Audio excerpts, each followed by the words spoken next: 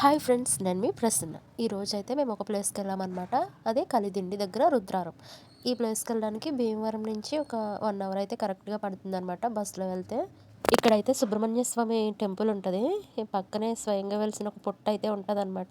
టెంపుల్లోనే ఒక పుట్ట ఉంటుంది. అక్కడే సుబ్రహ్మణ్య స్వామి విగ్రహ ప్రతిష్ఠ అయితే చేశారనమాట.